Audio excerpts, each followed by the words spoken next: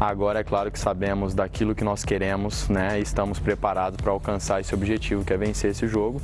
E temos que estar muito atentos. Sem dúvida que será um jogo que os detalhes irão definir e nós temos que estar preparados para isso. Eu acho que até é uma declaração que acaba valorizando o clássico e tudo mais, ele defendendo as cores do time dele, da camisa dele. Nem vejo isso como maldade mesmo, a declaração dele. Respeitando o time que ele joga, na minha opinião, sem desrespeitar a equipe do Vasco da Gama, mas a gente fala mais sobre isso. E aí, PVC? Tudo bacana? Tudo certo. Qual é o seu destaque para o programa de hoje? Bom, semana tem clássico Palmeiras e Corinthians, também vamos falar de muitas coisas com o Diego, com o Abel, mas sobre coisas que estão pulsando no noticiário. Eu conversei agora há pouco com o presidente do Atlético Paranaense e o Atlético vai recorrer da decisão do Congresso da CBF da proibição da grama sintética. Ele diz que vai à FIFA porque o gramado é permitido para o Brasileirão, né? É Brasileirão 2018 é que vai ser proibido. Digo, pode até falar daqui a pouco quanto muda para o jogador jogar no gramado de lá. Eu peguei na mão aquele gramado lá e é muito parecido com o original. Mas tem clássico em São Paulo, tem clássico no Rio de Janeiro, tem muita coisa para falar. Quesada, boa noite, tudo bem? Tudo bem, prazer, Preto, um abraço a você, o PVC, Diego. Às vésperas desse clássico paulista, o Corinthians pode ficar sem o presidente, né? Nesse momento está acontecendo aí uma votação, seria uma primeira instância. Se o Conselho definir que o Roberto Andrade não será o presidente mais, terá de passar pelos sócios do clube. É um momento realmente terrível vivido pelo Corinthians, que tenta remontar um time competitivo, mas tem que resolver uma coisa que é tão básica, né? Saber quem é que vai comandar o clube ou vai continuar comandando o clube. Lembrando que as eleições oficiais estão marcadas para fevereiro de 2018. Ou seja, se acontecer o impeachment, em 30 dias o Corinthians vai ter que definir um novo presidente. Vocês acreditam que isso pode acontecer? Ser afastado? Olha, eu conversei com muita gente nas últimas horas. O que me chama a atenção é que a oposição quer o impeachment, normal. Mas tem gente dentro da situação que também quer o impeachment. Mas tem gente na oposição que vai votar contra o impeachment. Então isso acontece também, né? Porque no fundo o que aconteceu foi que teve um racha na situação em função de uma divisão das divisões de base. Tinha dois grupos que davam respaldo para o André Sanches, inclusive, esse grupo rachou. Quando o Andrés teve que escolher um dos dois lados e escolheu, o outro ficou muito bravo e foi para a pancadaria. Que esse grupo da situação quer o impeachment do Roberto Andrade. Mas tem muita gente na oposição que acha que é ruim para o Corinthians. A minha percepção, tem que esperar a votação para ter certeza disso. Mas a minha impressão, pelas conversas que eu tive, é que o processo de impeachment dificilmente vai passar hoje. Dificilmente não quer dizer que seja impossível, não. Vamos esperar um pouco. Ok, bom, vamos fazer o seguinte, muitas perguntas, como eu disse, já estão chegando aqui. Eu vou lançar uma enquete para que vocês participem com a gente do Boa Noite Fox. Nós temos o Diego aqui no estúdio, jogador do Flamengo. Então, na sua opinião, quem é o favorito? Quem leva a melhor no jogo de sábado da semifinal? Flamengo ou Vasco? Você mandando a mensagem para a gente no Twitter, coloca na tela aí então o nosso endereço, a hashtag Boa Noite Fox. Essa é a primeira de várias enquetes que a gente vai lançar aqui e colocando as perguntas do pessoal que vai participando com a gente. Já tem aqui o Thiago Bento. Até na pergunta do telespectador primeiro então. O Thiago está perguntando, Diego, qual é a sensação da torcida do Flamengo chamar seu nome? Extremamente prazeroso, né? É um dos momentos que mais me motiva, né? Ali nesse pré-jogo, com certeza é um reconhecimento ali que motiva demais. Então eu procuro retribuir todo esse carinho, todo o tempo dentro de campo, para que isso possa continuar sempre. Tá certo. E agora, o que eu coloco aqui para todo mundo, o Eurico Miranda, ele deu declarações a respeito do Luiz Fabiano. Primeiro ele disse que o Luiz Fabiano vai ser a estrela do jogo. É típico do Eurico Miranda, também acredito que isso deu uma grande valorizada, puxando aí para o lado do time dele, o Vasco da Gama. Agora, o Luiz Fabiano desembarcou praticamente agora da China, né, que tem um fuso horário. Diego com grande experiência também de viajar, né, de continente para continente, como que é essa adaptação, a chegada no Brasil. Ele acabou de chegar, amanhã tem a apresentação, tem compromissos com o Vasco da Gama e o jogo já no sábado. Fisicamente isso é possível, Diego? Não, sem dúvida nenhuma, é muito claro que fisicamente ele não estará 100%, mas se ele estiver em campo ele vai ter uma atenção especial, com certeza, porque todos nós sabemos da qualidade que ele tem, não sei até que ponto isso é verdade, mas se o Luís Fabiano estiver em campo, nós temos que estar atentos, porque é um jogador que não precisa, né, estar 100% para ser perigoso, então vamos ficar ligados. Você ouviu muitas vezes na rua, nesses últimos dias, ou desde ontem, quando ficou mais definido ainda que Flamengo e Vasco vão fazer a semifinal, rubro-negros cobrando que tem que ganhar do Vasco porque não ganha desde 2015? Ouvi algumas vezes, porém eu tenho que encarar, né, a realidade, né, momentânea, e será meu primeiro clássico contra o Vasco, sem dúvida que é um jogo especial, e nós temos que encará-lo dessa maneira, porém com tranquilidade. Eu acho que nós não devemos fazer nada mais nem menos do que nós temos feito até agora, né? O time está muito concentrado, muito seguro daquilo que quer. Obviamente temos detalhes que podem ser melhorados, mas eu acho que nós temos que manter nossa linha, né, de nossa forma de jogar e impor essa maneira de jogar contra o Vasco, que nós temos a possibilidade sim de sair vencedores. Não tinha 7 vitórias nos 7 primeiros jogos desde 2011. Foi também o último ano que um técnico começou e terminou a temporada. Que seja bom presságio para o Zé Ricardo.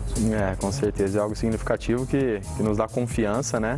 E serviu para nos trazer até essa colocação, né? De poder jogar com a vantagem do empate. Sem dúvida a equipe está confiante, mas a partir de agora vai depender do que nós vamos fazer também. É bom a gente estar ciente disso e a equipe tem total consciência. Ô Quesada, para você fazer a sua pergunta, nós estávamos com uma informação aí na tela do histórico de confrontos aí, voltando. Desde 1923, Flamengo e Vasco da Gama. Foram 306 jogos, leva aí uma vantagem. O Flamengo 116 vitórias contra 99 do Vasco, 91 empates. E a diferença de gols, 400 do Flamengo, 376 gols do Vasco. 24 gols. Nós temos uma outra informação desde que o Guerreiro está no Flamengo, né? E daqui a pouco a gente coloca também, e o Diego, como ele disse aqui, vai ser o primeiro clássico, né? Contra a equipe do Vasco da Gama, que sabe. A propósito, acho que tem uma coisa muito importante para perguntar para você. Você sabe onde vai ser o jogo? Boa pergunta sem resposta, né, Quesada? Eu realmente não sei, é algo desagradável até certo ponto, mas que nós estamos preparados para tudo, não vai influenciar nosso desempenho. Isso te chama atenção, né? Porque, claro, veio para jogar no Flamengo. Quando se fala de Flamengo e futebol carioca, se fala em Maracanã. E o Maracanã está tão distante dessa realidade, né? Quer dizer, o Maracanã só se inseriu nesse contexto no final da temporada passada e hoje não está mais, né? Para o jogador também é diferente isso, né? É diferente. Eu particularmente gostaria muito de jogar um jogo como esse no Maracanã, né? Ver o Maracanã na situação que se encontra dói, né? Quando eu vejo aquelas fotos ali e os momentos que eu vivi ali naquele estádio, principalmente agora com a camisa do Flamengo, é uma pena. Aí temos o Engenhão, mas por outras razões também não vai ser possível, enfim. São situações que sem dúvida não ajudam em nada, né? E nós jogadores, é o que eu disse, temos que estar preparados, até porque nós precisamos do resultado e não vai ter desculpa, né, se nós não alcançá-los. Então, estamos preparados para tudo. E são 3 opções, PVC, Preto e Diego. A gente tem ouvido falar em Manaus, que já é uma viagem mais longa, não é? Brasília, o Flamengo jogou muitas vezes em Brasília. E uma outra opção, não sei se necessariamente nessa ordem, né? O estádio do Pacaembu, que seria a viagem mais curta e até facilitando a vida do torcedor flamenguista que mora aqui no Rio de Janeiro. Alguma preferência, Diego? Sem dúvida que para nós acaba influenciando a distância, né? Apesar de, até agora, onde eu joguei com o Flamengo, eu me senti em casa pela recepção que nós tivemos por parte dos torcedores, mas obviamente a viagem mais curta, um campo em boas condições, ajuda muito. Pacaembu é um desses campos, mas vamos esperar aí as decisões para ver o que vai acontecer. E que você conhece bem, né? Pacaembu você conhece Conheço bem, conheço bem. É um excelente estádio. E você falou de torcida também. O Vasco tem menos torcida que o Flamengo na capital? São Paulo, o Flamengo é a quinta torcida de São Paulo. E o Vasco tem torcida em São Paulo, mas não tem uma torcida tão numerosa quanto o Flamengo em São Paulo. Mas pode ter torcida, né, PVC? Esse é o pulo do gato. Porque jogando aqui, teria só torcida do Flamengo. Jogando fora do estado, você pode ter a torcida visitante. Tem uma hipótese que não é a mais provável, que é mais remota nesse momento, mas como não saiu a definição, acho que vale a pena a gente cogitar como uma hipótese. Duas torcidas? Que é derrubar a liminar, que obriga a ter duas torcidas, até uma torcida só. Se a Federação do Estado do Rio conseguir caçar a liminar, nesse caso amanhã ainda pode acontecer do jogo ir para o Engenhão.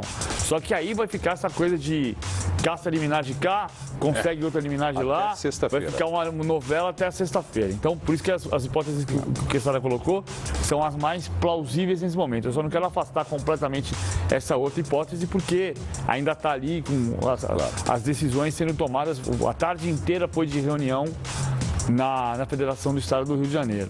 O Vasco tem muita torcida em Manaus, por isso o Flamengo não gostaria de jogar em Manaus, é um dos fatores além da viagem. O Flamengo tem muita torcida em Brasília, o Vasco também tem torcida no Brasil inteiro, mas não tem tanta torcida em Brasília quanto o Flamengo, que é o caso também da capital de São Paulo. É isso mesmo.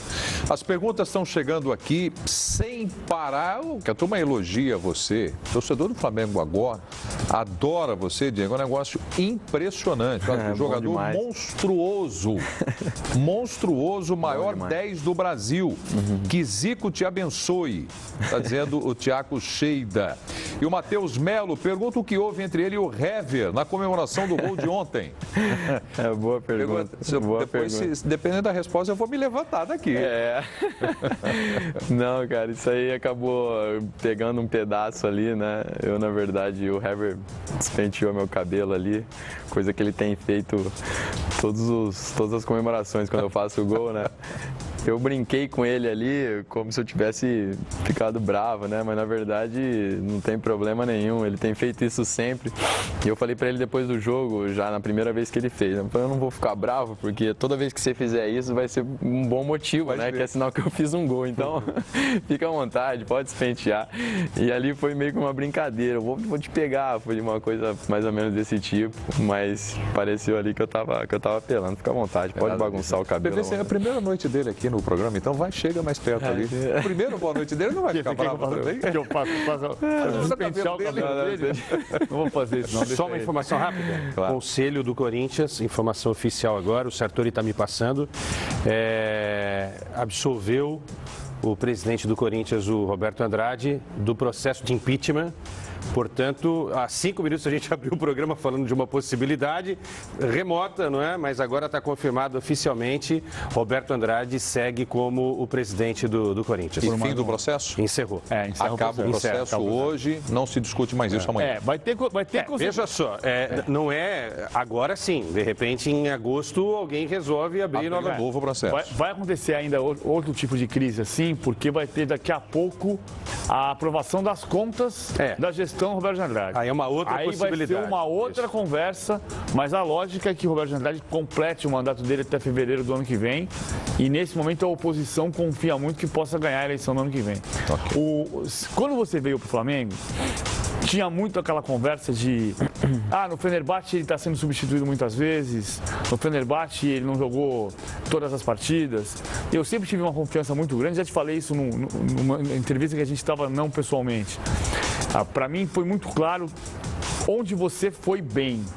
Foi muito bem no Santos, você foi muito bem no Werder Bremen, você foi muito bem no Atlético de Madrid, que me parece que você foi muito bem onde você estava feliz. Porque às vezes a gente diz assim, o futebol da Alemanha é mais forte do que em Portugal. Você foi muito bem na Alemanha e não foi tão bem em Portugal. Por que essa distinção? E como é que você... É isso, você precisa estar feliz para jogar muito bem como está jogando? Não, sem dúvida. A felicidade, ela engloba vários fatores, né, PVC? E um deles é a atmosfera da equipe em geral, né? O comando, começando pelo técnico, eu acho que é muito importante. Então, é uma combinação entre a sua preparação, né, e a realidade do time, né? Que as condições atuais e tudo isso no Flamengo foi um casamento. Eu me preparei muito realmente, mas encontrei um clube muito bem organizado, uma equipe onde o sistema estava funcionando muito bem, um treinador que teve uma comunicação bem direta, isso me deixou muito à vontade, além de uma recepção sensacional, calorosa por parte de todos. Desde o aeroporto. E tudo isso influencia, igual você citou o último clube Fenerbahçe, né? Obviamente eu joguei a maior parte dos jogos como titular, porém as coisas não funcionaram como equipe e é claro que eu, sendo uma das principais contratações, vou sempre carregar uma responsabilidade maior, que eu não reclamo, mas muitas vezes não depende só de nós, do sucesso de um jogador, né? Você está ali dentro de uma equipe, o último ano no Fenerbahçe fizeram contratações gigantescas, né? Robin Van Persie, Nani, o Kier, que é o zagueiro excelente também. Eu já estava ali, enfim, e mesmo assim as coisas não funcionaram, não só para mim, para todos. E então nós estamos sujeitos a esse tipo de situação. E no Flamengo, realmente, estou muito feliz dentro e fora de campo, graças a todos esses fatores, graças também ao meu esforço, né? E as coisas estão correndo maravilhosamente bem. Em termos de seleção brasileira, Diego, eu acho que você foi mal aproveitado em seleção brasileira, né? Acho que você deveria ter tido mais espaço do que teve. Considero que você também concorde comigo. Qual foi esse momento que você falou assim, profissionalmente? Porque o jogador tem muito disso, né? Esse era o meu momento, dos quais você não foi aproveitado devidamente. Quesada, eu sinceramente, eu não reclamo de oportunidade na seleção brasileira, assim também como não aceito se falarem que eu não aproveitei as oportunidades que tive. Acredito que sim, aproveitei da melhor forma possível, né?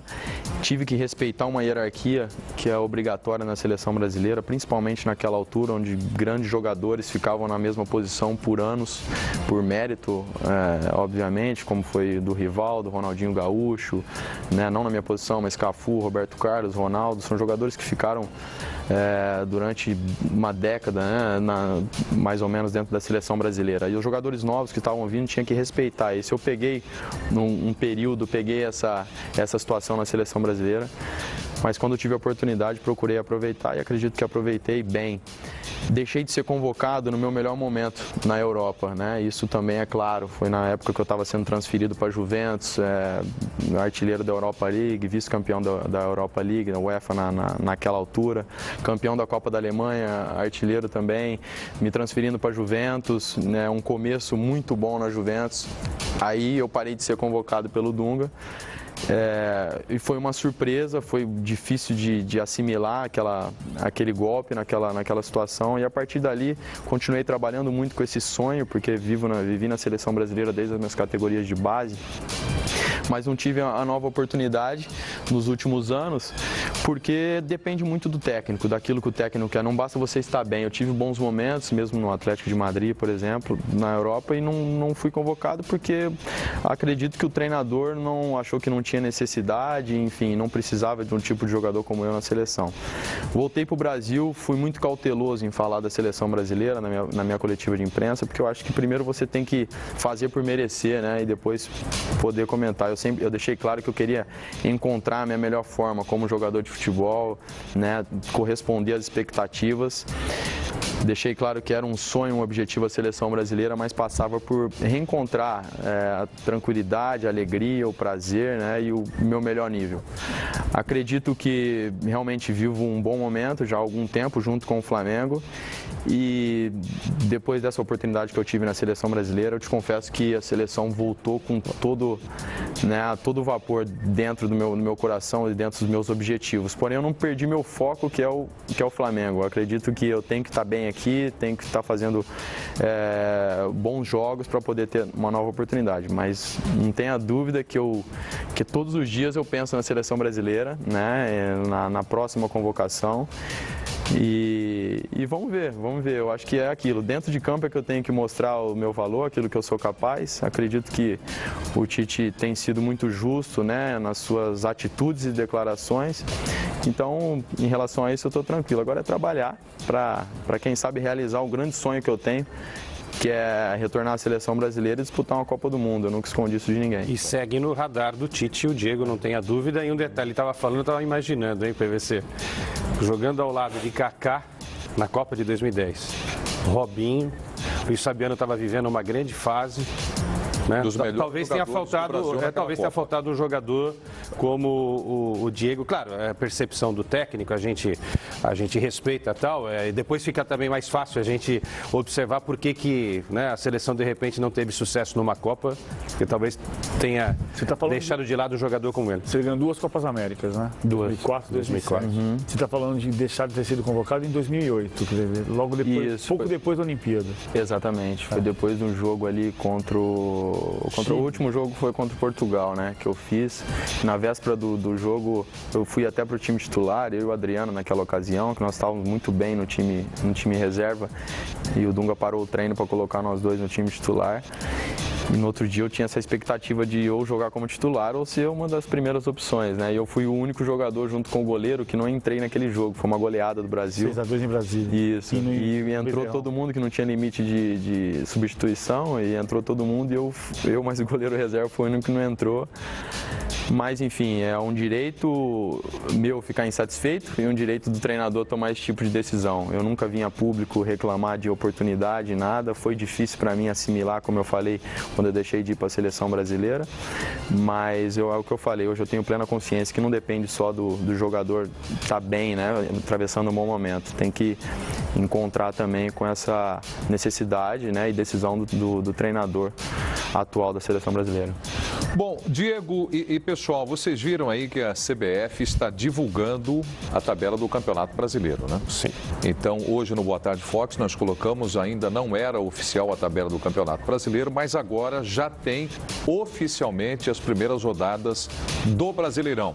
Então, se já tiver condições aí, vamos colocar. Então tá aí, olha, primeira rodada, 13 ou 14 de maio, ainda a ser definida a data. Diego versus Robinho, hein? Teremos aí as seguintes partidas. Vamos começar. Fluminense e Santos, Flamengo e Galo, bem lembrado pelo Quesada.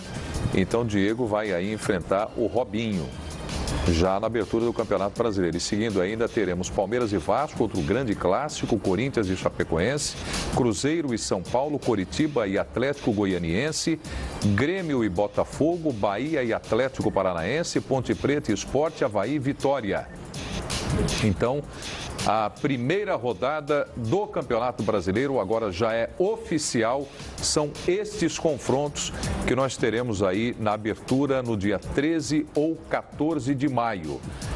Bom, já que você lembrou do Robinho, é difícil jogar contra o Robinho, mas estou falando pessoalmente, esquece o time, o Galo. Sempre, ele é muito parceiro seu ainda, não? Muito parceiro. Muito parceiro? Muito parceiro. Nós estávamos juntos aí nas férias agora. Fui na casa dele, ele está sempre lá em casa também. Sem dúvida um grande amigo, muito difícil jogar contra ele, é complicado, né? Tem conversa dentro de campo durante o jogo, não? Na passagem discreta um pelo outro? Às vezes tem. O que rola de papo, Diego? Não, a última vez que ele pegou uma bola lá no Mineirão e parou na minha frente, começou a pedalar, eu falei, toca, para de graça. Eu vou pra dentro, hein? Pra cima de mim, não, senão ia ter que dar um chute já na cintura. Mas tem a brincadeira, assim, e eu admiro muito, é um grande amigo aí que eu tenho. E vocês fizeram um Flamengo e Atlético no final do ano passado, já na sequência do Campeonato Brasileiro, que era o jogo determinante para o time do Flamengo, né? Sem dúvida, um jogo muito importante. Estivemos próximo aí, né, da vitória por um bom tempo e próximo da derrota por alguns minutos. Um jogo digno de um clássico. Bom, eu vou fazer mais uma pergunta aqui de telespectador. O PVC e o Quesada continuam batendo papo aqui com o Diego. Lembrando que daqui a pouco nós teremos o Abel Braga, técnico do Fluminense, também aqui no Boa Noite Fox. Várias perguntas, evidentemente, para o Diego. E eu tirei uma aqui, eu quero saber se faz diferença para você, Diego. Rapaz, acabei de perder aqui a pergunta. Não achei. Marcos Stan, Diego está jogando muito e já está na hora de assumir a 10 do Mengão. O que você pensa da camisa 10? O que representa o 10 nas suas costas? O 35 era por causa da idade do seu filho. Isso. Então já mudou. Todo mundo fala isso aí, agora é 46. Não pode ser na próxima temporada. Não, eu vou permanecer. Eu, particularmente, vivi momentos maravilhosos com a camisa número 10, né? Já tive a oportunidade de vestir na Seleção Brasileira, no Santos, no Werder Bremen. Agora no Flamengo, quando eu cheguei, já estava com o Ederson, mas não é algo que assim, me preocupa, né? Que seja um fator determinante. Eu estou muito à vontade aí com a camisa número 35, por que ela significa, igual o PVC disse, meu filho que escolheu, na época eu estava com 5 anos, hoje já está com 6. E foi muito bacana a explicação dele, né? Então me convenceu facilmente. Eu não tenho esse pensamento. Nesse momento tá tudo tão bom, e com todo respeito ao Ederson também, que eu acredito que representa muito bem esse número. Infelizmente está atravessando aí um momento difícil por causa dessa lesão no joelho, mas eu espero que ele volte a jogar o mais rápido possível e nos ajude. No Atlético você era 10 de Madrid? No Atlético não, já estava ocupado também, já tinha o número 10, eu fui o 22. 22. A primeira passagem 22, a segunda 21. Eu estava lembrando com ele, num jogo que eu fiz em Madrid, no Caldeirão, Atlético de Madrid 4, Valência 2. Jogão. Destruiu com o jogo o Diego.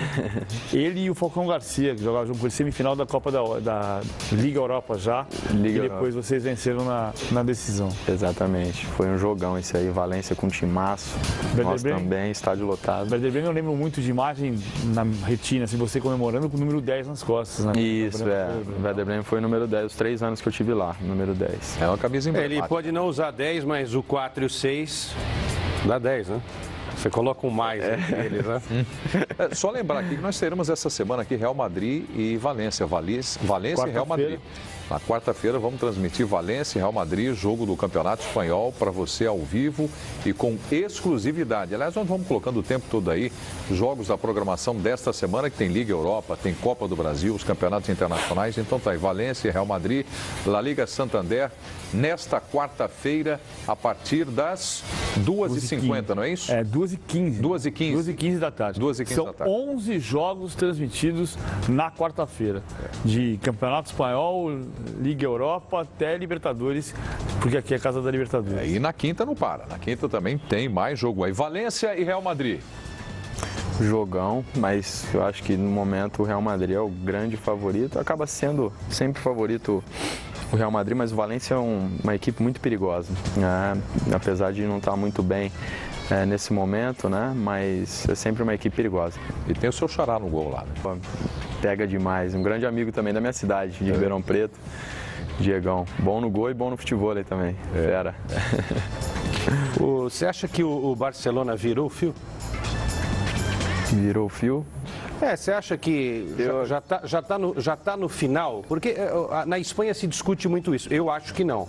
É só um momento de queda e tem muita qualidade esse time para, né?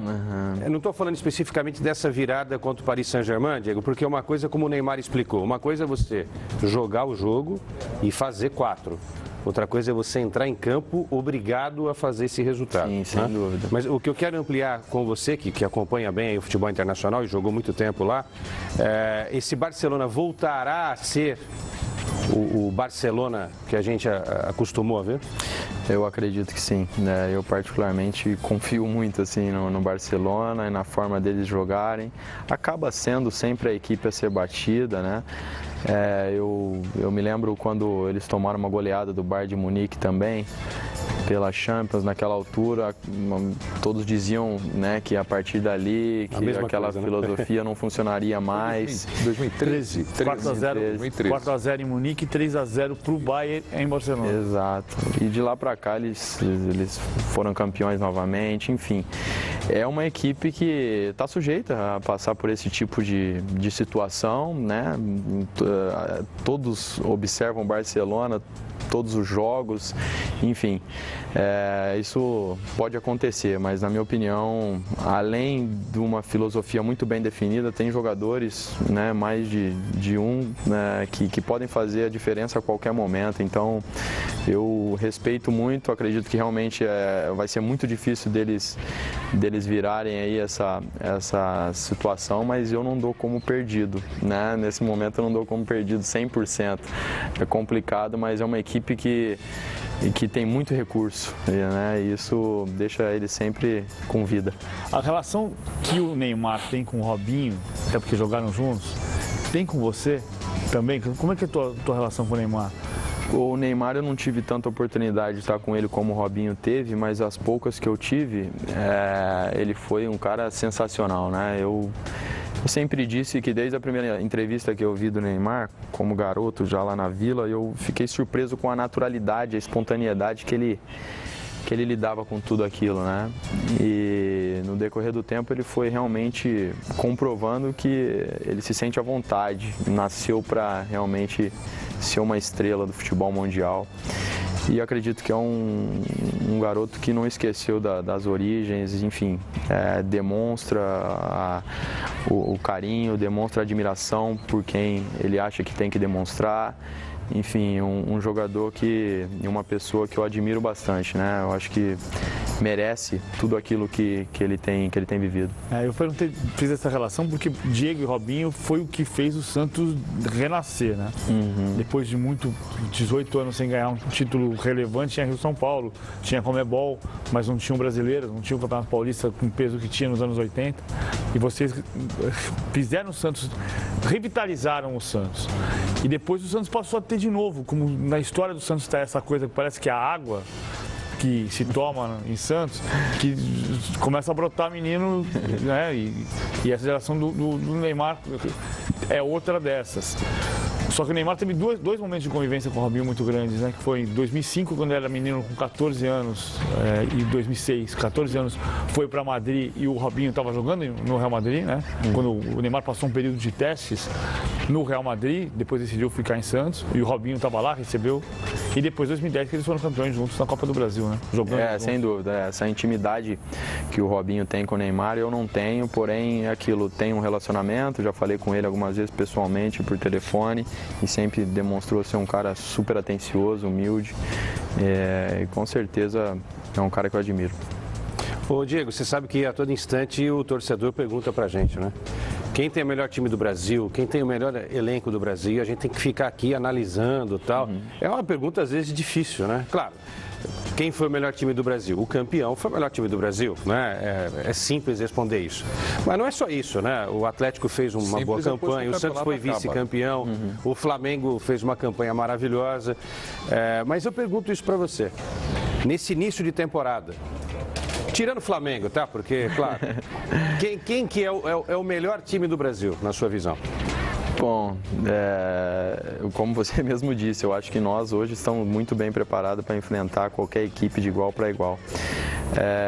Mas, obviamente, o Palmeiras, por ter sido campeão e por ter feito um investimento muito grande mais uma vez, com novos jogadores, novas contratações, o Atlético Mineiro continua forte, então talvez esses dois.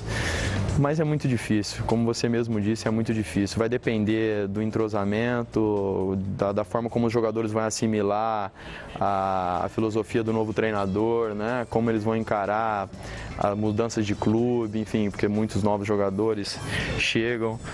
Então, o futebol brasileiro acho que está cada vez mais equilibrado. O último Brasileirão foi uma prova disso. Chegou até certo ponto ali 6 ou 7 equipes com condições de chegar à primeira colocação.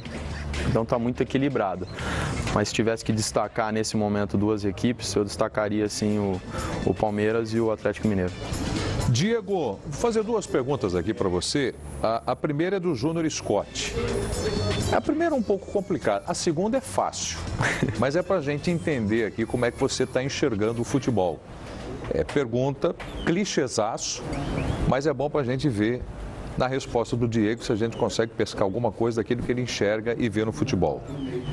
Messi ou Cristiano Ronaldo? Messi. Messi. Agora a segunda, eu falei que era bem mais fácil. Fred ou Guerreiro? Essa não é de internauta. Bom, eu não joguei muito tempo com o Fred. Tive algumas oportunidades na seleção brasileira, eu admiro muito. Mas o Paulo realmente é um dos melhores atacantes que eu já joguei junto. É um jogador diferenciado, realmente. Eu fico com ele nessa. Então tá bom. Bom, nós vamos fazer o seguinte, nós dissemos aqui no início do programa que nós teríamos um Fla-Flu justo, cada vez para os atacantes, para os caras que desequilibram, que eu estou te falando. Mudou. Fica muito mais difícil, né? Mudou. Fica muito mais difícil. Esse cara, com certeza, esse outro detalhe não pode falar com ele. É legal estar com um cara assim, com um jogador do lado. Esses caras têm que correr muito mais quilômetro do que corria antes, cara. Porque hoje, se ele não mexer, ele não vai tocar na bola. É ou não é? Sem dúvida. Complicado. Ô, Diego, o professor já deu a letra aqui, né? Já deu. Não vou deixar chegar nele. Vai ser pedreiro. Tá dando carrinho de zagueiro. Quando a gente se encontrar. Mas nós temos que passar Madureira ainda, que é complicado. Não, mas ontem de qualquer forma, sem 4. Se não for agora, que eu acredito que tem grande possibilidade, nós vamos lutar para isso, mas também no brasileiro isso vai acontecer, né? Eu quero aproveitar também para agradecer os elogios. Eu particularmente admiro muito o seu trabalho, eu acho que de tudo que eu estou ouvindo aqui, esse fato de alma, tudo deve ter tido outros fatores, mas pelo que eu acompanho do trabalho do Abel, talvez essa alma, né, essa forma enérgica dele comandar, porque a gente acompanha pela televisão, do lado do campo, talvez esteja passando pelos jogadores. Eu já vi outros técnicos que conseguiram, não muitos, mas alguns que conseguiram transmitir essa forma enérgica de jogar, essa alma, né, e com certeza ele deve ter um mérito muito grande nisso. Muito obrigado aí, é um grande prazer estar aqui. Eu acho que o futebol precisa, né, desse tipo de profissional que trabalha com o coração mesmo, né, e além da inteligência tática e tudo isso. Muito obrigado aí. Mas eu falei aqui, comentei com o PVC, queria que você falasse um pouquinho, isso é legal para mim, sabe, porque eu te falo, eu nunca estudei tanto futebol como ano passado. Eu estava livre, porque chegou no momento que quando vieram os convites, estava tudo no meio, eu falei, não, vou ficar em casa. E eu fiz muita coisa aí pelo mundo afora. Só que eu não gosto de selfie, não gosto de nada disso. Mas me fala, porque eu fiquei esse exemplo do negócio do time que marca, mas que marca na frente, não que marca só atrás, esperando. Na Alemanha, cara, como é que os mister, eles... Como é que me diz aí? Não, é exatamente isso aí que você falou. É a consciência tática, independente do jogador, a equipe tem uma filosofia. Quem entrar ali tem que estar ciente do que tem que fazer. E a marcação começa realmente lá da frente, né? É um conjunto que faz com que a equipe se torne bem defensivamente, né? Independente de ser um jogador mais defensivo ou mais ofensivo, se tiver inteligência tática, o funcionamento desse sistema bem feito, você coloca jogadores com características parecidas. Na minha opinião, o Bayern de Munique conseguiu fazer isso muito bem uma época, mas se você visse, dá para ver em alguns vídeos que eu já assisti o esforço que o Müller fazia, o próprio Mário Gomes naquela altura, que eram os jogadores ali da frente, o cara corria até a linha de fundo, às vezes com ponto, com lateral. Tá falando do time do Heinz, campeão da Champions Eles fizeram isso muito bem, na minha opinião, que demonstra exatamente isso, o esforço daqueles que começam, que estão lá na frente, né?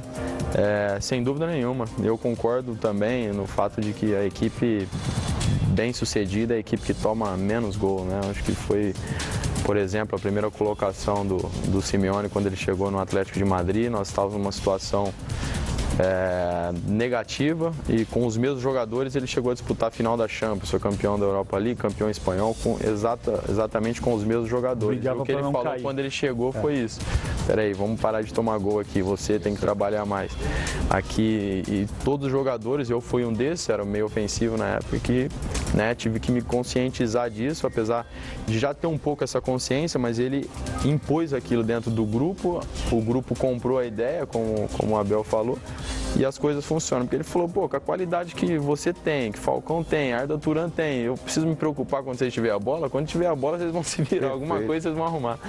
Agora vocês estão falando, o Abel citou a Alemanha, você teve a sua experiência de Itália também, da importância que tem esse